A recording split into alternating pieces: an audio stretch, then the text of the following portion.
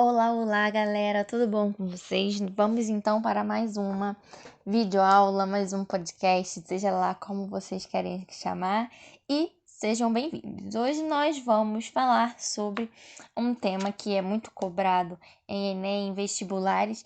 É um período muito longo que as pessoas têm ainda uma visão um pouco negativa e que nós vamos hoje começar a desconstruir esses conceitos e essas visões negativas. Do que eu estou falando? Estou falando da Idade Média, a sociedade medieval europeia. A Idade Média é o período histórico que começa depois da Idade Antiga, com a queda do Império Romano. É um longo período, considerado um período intermediário, entre a Idade Antiga e a Idade Moderna. Olha, é uma tarefa difícil tentar resumir todo esse processo histórico, mas eu vou pegar as partes mais importantes. Missão dada é missão cumprida e eu vou conseguir fazer isso para vocês. A Idade Média compreende do século V ao século XV e ela é dividida em Alta Idade Média, que vai do século V ao século IX, e Baixa Idade Média, que é do século IX ao século XV. E aí, por que é importante desconstruir algumas visões negativas que se tem sobre a Idade Média? Durante muito tempo, a Idade Média foi conhecida como a Idade das Trevas.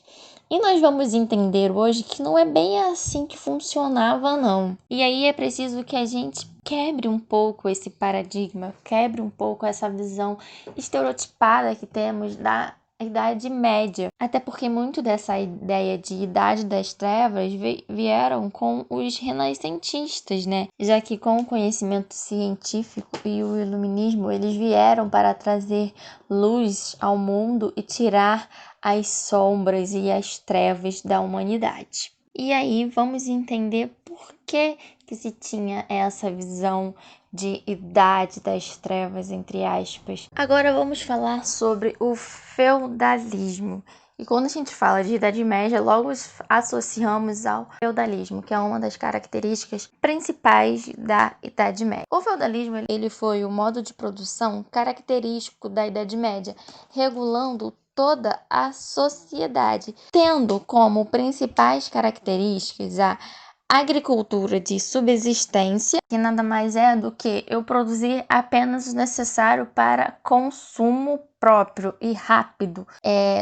Eu não produzo excedente, eu não guardo, eu não vendo o que eu plantei. Além da agricultura de subsistência, temos como características a ruralização, que basicamente não existiam cidades, a vida era todo no campo, na parte rural. E também, como uma das principais características, a relação de fidelidade entre os senhores feudais, que são chamados de suceranos, e os servos, que são os vassalos. Então, sempre que vocês ouvirem falar sobre sucerano, nós estamos nos referindo aos senhores feudais. E vassalos está fazendo referência aos servos ou também os camponeses. E dessa relação de fidelidade entre suceranos e vassalos era estabelecido o contrato vassálico. Esse contrato vassálico é uma complexa rede de obrigações e que ele foi fundamental para todo o desenvolvimento do feudalismo.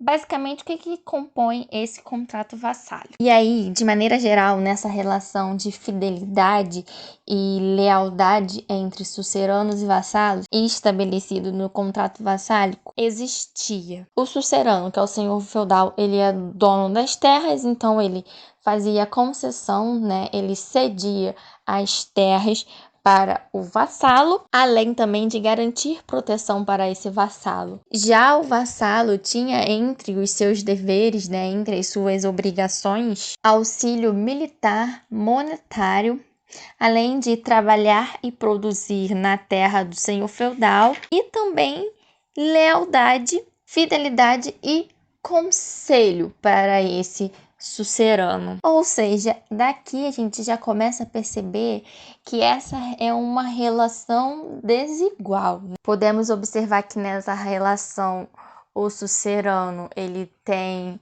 menos obrigações com o vassalo do que o vassalo tem com o senhor feudal, né? A propriedade produtiva era chamada de feudo, por isso, feudalismo. A área mais importante do feudo é o manso senhorial, que é a casa do senhor feudal, né?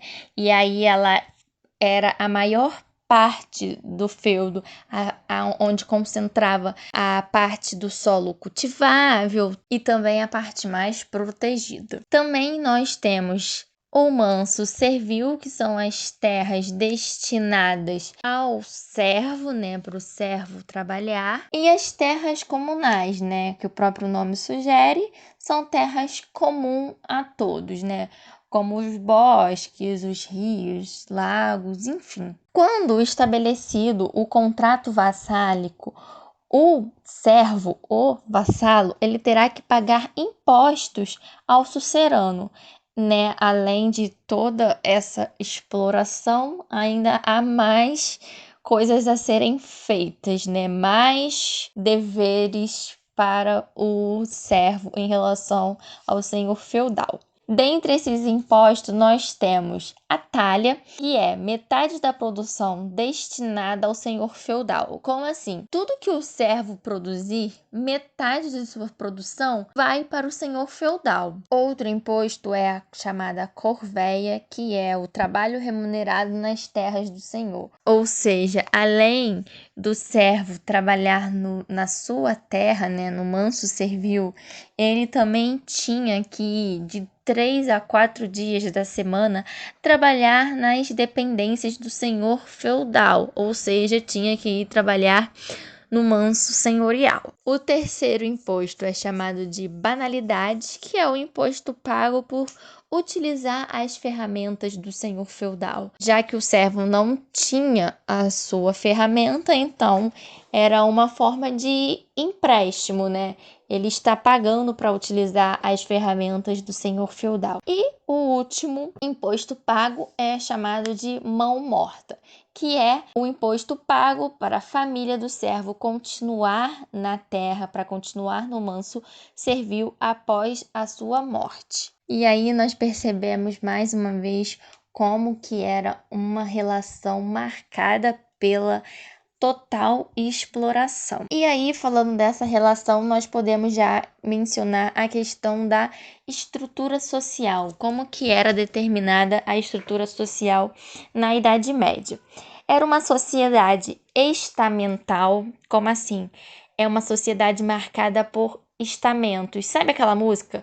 Cada um no seu quadrado? É basicamente isso, cada um no seu lugarzinho, cada um ocupando a sua posição. Era uma sociedade hierarquizada e marcada pela exploração, que nós já observamos, e pela servidão. E nada melhor para ilustrar essa estrutura social do que essa pirâmide. A parte de cima, o topo da pirâmide, nós temos o clero, depois a nobreza e, por fim, a base, né, os camponeses e os servos. Eles constituem a maior parte da população e, apesar de serem a maior parte da população, são os que mais são explorados, né? É também nessa estrutura social que nós observamos a importância e a influência que a Igreja Católica tinha na sociedade medieval. Nós observamos que o clero,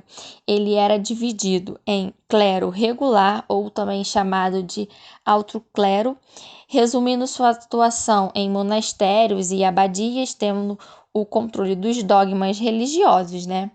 E também o clero secular, também chamado de baixo clero. Se definia pela atuação dos padres nas capelas e na igreja, tendo o contato mais próximo com os fiéis, com a população em geral. Só que a gente observa que durante todo o período medieval, a Igreja Católica ela não restringia a sua atuação apenas no campo religioso.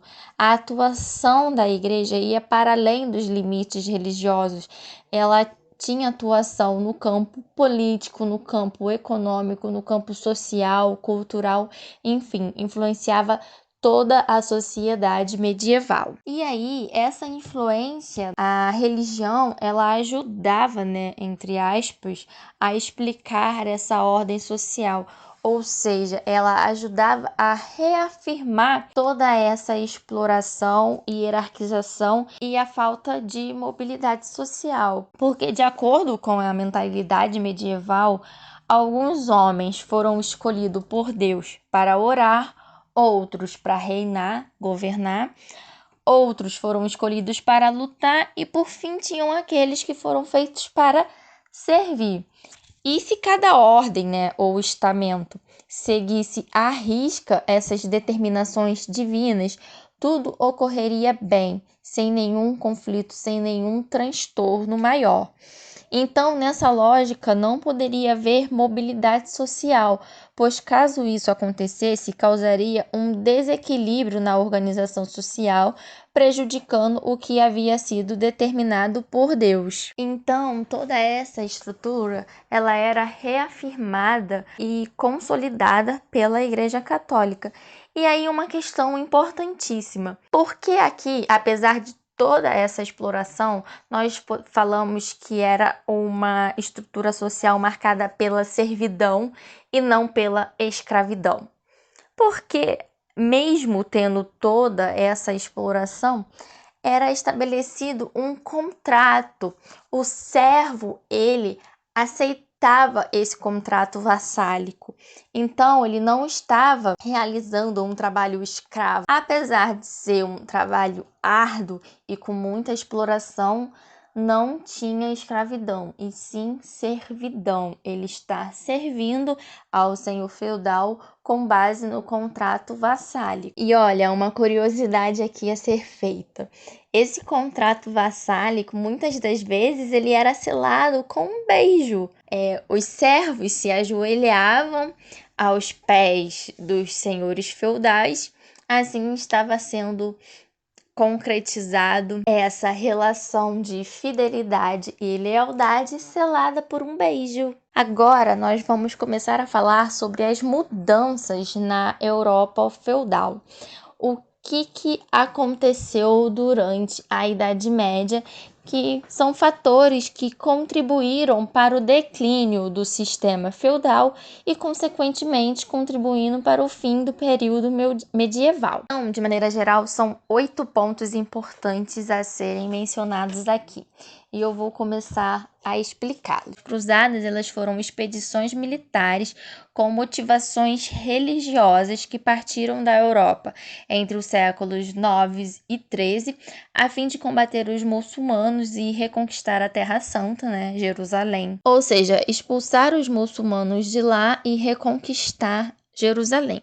Essas cruzadas, que foram várias, né, elas facilitaram a abertura das rotas comerciais. E aí logo a gente vai entender todo esse processo das rotas comerciais, como eles também contribuíram para a expansão marítima europeia. Outro fator foi a Guerra dos 100 Anos. O que foi essa Guerra dos 100 Anos? De maneira geral, foi uma sucessão de conflitos ocorrido entre os reinos da Inglaterra e da França, tendo como motivações questões políticas e econômicas. É uma guerra de sucessão ao trono francês, né? Teve como consequência o favorecimento da formação dos estados nacionais, a formações dos exércitos e também ocorreram grandes revoltas camponesas. Revoltas camponesas que também foram importantes para o que ocorresse o declínio feudal. Outro fator também importante a ser mencionado que contribuiu para essa crise no sistema feudal foram o surgimento dos burgos, da nova classe social burguesia, do comércio e também das novas profissões como os artesãos. O surgimento dos burgos se dá a partir da formação de pequenos agrupamentos urbanos que formavam as primeiras cidades medievais, né? Os burgos, que são chamadas cidades muradas. E por que cidades muradas? Se antes, como característica principal do feudalismo, nós temos uma ruralização e no contrato vassálico o senhor feudal garantia também, de certa forma, uma proteção para o servo, as cidades precisavam ser muradas, justamente para impedir que ocorressem conflitos e para dar uma sensação de segurança para os seus moradores. E quem eram os moradores dos burgos? Os burgueses. E esses burgueses começaram as trocas comerciais, tendo o surgimento do comércio e posteriormente das primeiras moedas, né? E então assim incentivando o surgimento de um novo sistema econômico, né? Outra mudança na Europa medieval foram as chamadas inovações agrícolas. Essas inovações são transformações, são mudanças que chegam ao feudo, que geram o aumento da produção. Logo, se eu tenho o aumento da produção, eu também tenho um aumento considerável da população. E esse aí também é um outro fator, que é o aumento demográfico. Vai gerar uma nova crise, que é a fome, a escassez de alimentos. Por quê? A produção de alimentos não supria a necessidade da população que aumentava. Então, começava assim o longo período da fome, né? Todos esses fatores, eles contribuíram para o surgimento de epidemias, como a chamada peste negra, né? Que é uma infecção bacteriana transmitida ao ser humano por meio das pulgas de ratos, que afetou toda a sociedade da Europa, somada às condições precárias de higiene, né? Sem água corrente e falta de saneamento básico, tudo isso favoreceu para a propagação da doença. E aí nós observamos que em uma época de escassez de alimentos, de fome, de conflitos e de epidemia, a igreja, mais uma vez, se utilizava de toda essa situação, de todo esse caos da sociedade, para condenar e, de certa forma, governar, né? Fazendo, então, sentido a explicação de que a vida terrena era de sofrimento e que a recompensa seria alcançada após a morte, ou seja, no paraíso. Então, cabia à Igreja Católica ligar o mundo terreno ao celeste, ou seja, cabia à Igreja ligar a terra ao céu. E aí, a peste negra, ela foi considerada um castigo divino. Então, não restava nada a se fazer, a não ser se arrepender dos pecados. E outra influência da igreja nesse período, e que tem forte relação com a rápida propagação da epidemia da peste negra, foi no chamado caça às bruxas, né, entre aspas, quando a igreja ela considerou que os gatos eram demoníacos. Gatos, o animal de estimação que você tem aí na sua casa, um gatinho indefeso e inocente. Ele foi considerado pela Igreja Católica demoníaco, iniciando então um massacre contra os felinos, levando quase à extinção dos gatos na Europa. Então, sem os gatos, que são caçadores e inimigos por natureza dos ratos, a doença ela se espalhou mais rapidamente, somado à falta de higiene e de saneamento. Então, tudo isso favoreceu para que a epidemia se propagasse, se alastrasse tão rápido, levando à morte de grande parte da população europeia. E aí nós vamos ver que com o fim da Idade Média, o pensamento da sociedade europeia muda, principalmente com o renascimento científico e cultural. A igreja deixa de assumir o papel central na vida da população, dando espaço agora ao conhecimento científico, dando espaço agora à ciência. Falando agora do último ponto, nós podemos mencionar a formação dos estados nacionais, que de maneira geral é a centralização do poder monárquico. É basicamente um acordo estabelecido entre o rei, que o rei ele percebe que os senhores feudais estão perdendo o seu poder e a burguesia está crescendo e ganhando mais força, não apenas econômica, mas também influência na sociedade de maneira geral. Então, os reis que não são bobos nem nada, eles fazem esse acordo entre a burguesia e o rei. O rei fica com a parte administrativa, né, governamental, e a burguesia com a parte econômica. E, de maneira geral, nós podemos mencionar que as características dos estados nacionais são estabelecimento de leis, consolidação das leis, língua, ou seja, um idioma comum, único, a criação de moedas que favorecem as trocas comerciais e incentiva a economia e o fortalecimento e crescimento do país. Exército, porque é preciso ter um exército forte para poder defender a hegemonia desse Estado nacional. Limites territoriais, que são demarcações de fronteiras. E, por fim, a centralização do poder, que é todo poder emana do rei. Não, aqui não é todo poder emana do povo. Então é isso, galera. Essa aula ela ficou um pouquinho maior, ficou um pouquinho mais longa. Eu tentei resumir, trazer os principais pontos para vocês entenderem como que funcionava a sociedade medieval europeia. É importante vocês entenderem a relação de exploração que existia na estrutura social, entender o papel que a igreja assumia durante a Idade Média, não apenas no campo religioso, mas que influenciava toda a vida da sociedade. E por fim, entender como que essas mudanças na Europa feudal levaram ao declínio do feudalismo e contribuíram para o fim do período medieval. Então é isso, galera. Eu espero que vocês tenham entendido. É isso. Até a próxima aula. Beijos e bons estudos.